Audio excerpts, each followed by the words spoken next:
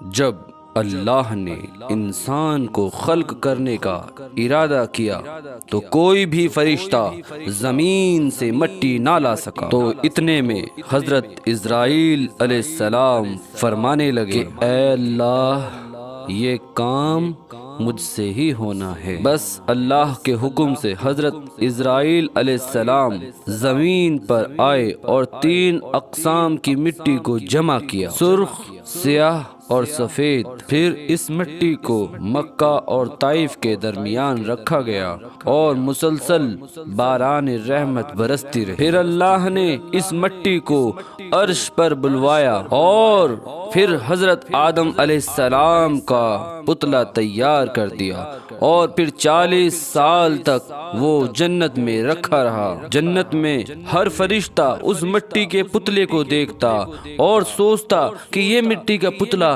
کیسے چلے گا، کیسے بات کرے گا۔ اللہ نے 40 سال تک آدم علیہ السلام کے پتلے کی نشانی کو قائم رکھا، اور پھر ایک دن تمام فرشتوں کو حکم دیا کہ آج میں اس میں اپنی روح ڈالوں گا، اور جب یہ اٹھ کر بیٹھ جائے تم اسے سجدہ کرنا۔ تمام فرشتے اس پتلے کو دیکھ ہی رہے تھے کہ اللہ تعالیٰ نے اس پتلے میں اپنی روح ڈالی۔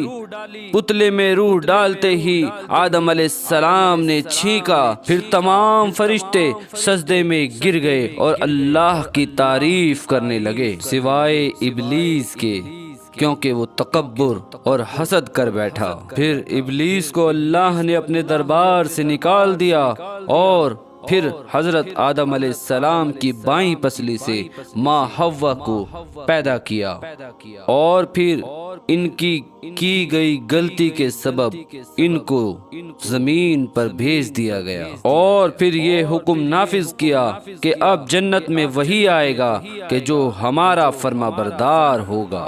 اور یوں انسانوں کے لیے اس دنیا میں امتحانات کو رکھا گیا تاکہ ہر انسان امتحانات کو دے کر اللہ کی قربت حاصل کر سکے۔ تاریخ نے لکھا، جب حضرت آدم علیہ السلام اور ماں حوا اس زمین پر آئے تو 200 سال تک ایک دوسرے سے جدا رہے، اور اللہ سے ہر لمحہ وہ معافی مانگتے رہے۔ بالآخر اللہ نے ان کی توبہ قبول کی، اور پھر حضرت جبریل علیہ السلام مکہ میں انہیں جبل رحمت پر چھوڑ آئے، اور پھر اللہ نے حضرت آدم علیہ السلام کو حکم دیا کہ وہ خانہ کعبہ کو تعمیل کریں۔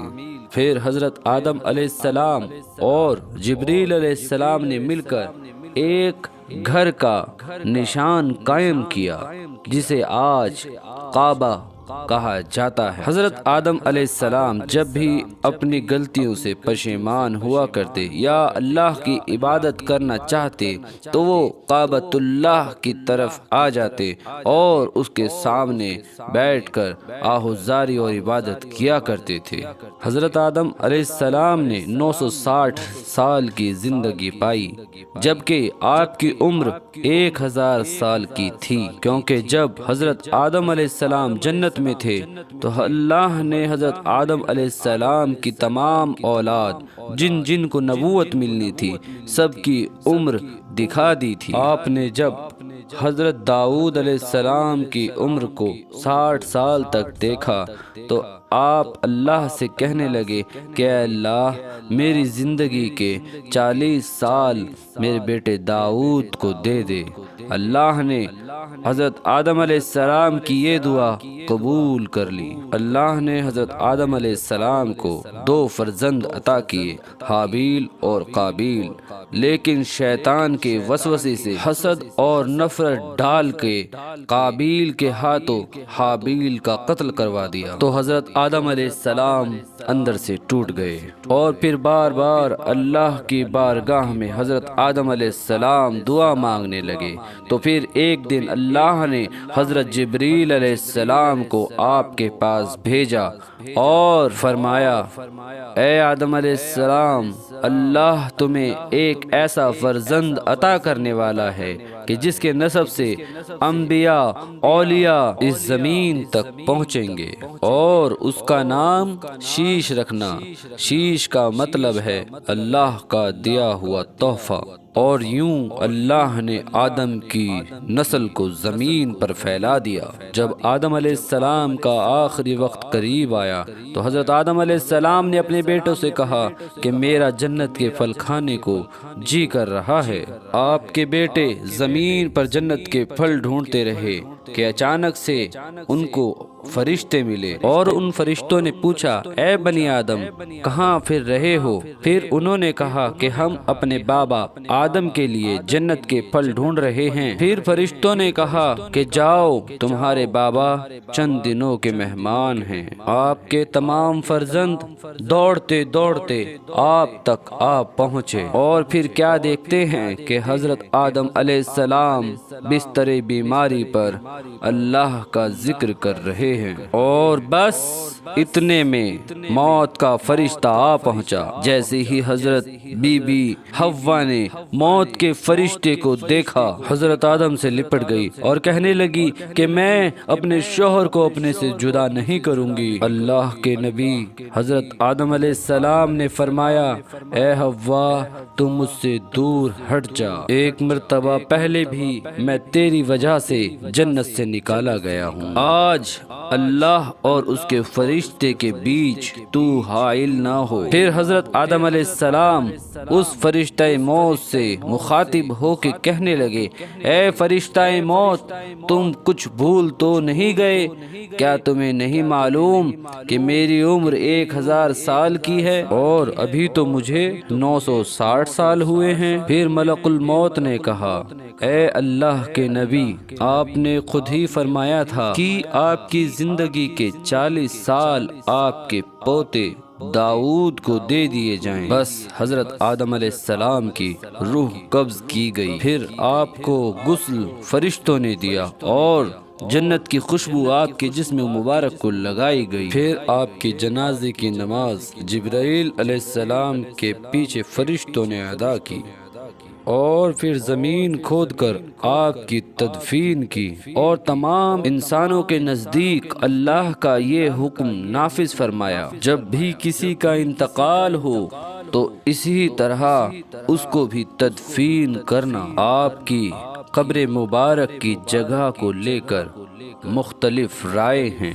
کچھ کے مطابق آپ کی جائے تدفین شری لنکا ہے، اور کچھ کی جبل ابی قبیس، اور کچھ کے نزدیک عراق، اور کچھ کے نزدیک مسجد خریف کے صحن یا اندر۔ اور بعض روایتوں میں یہ بھی ہے کہ جب حضرت آدم علیہ السلام کی روح قبض کرنے کے لیے وہ موت کا فرشتہ آیا تھا، تب حضرت آدم علیہ السلام نے اپنے جانشین شیش علیہ السلام سے نصیحت کی تھی کہ میں نے اللہ سے سنا تھا کہ ان قریب اس دنیا میں بہت بڑا طوفان آنے والا ہے، اگر تم اس طوفان کے وقت موجود رہو تو تم میرے جسم کو اس کشتی نوح میں سوار کر دینا۔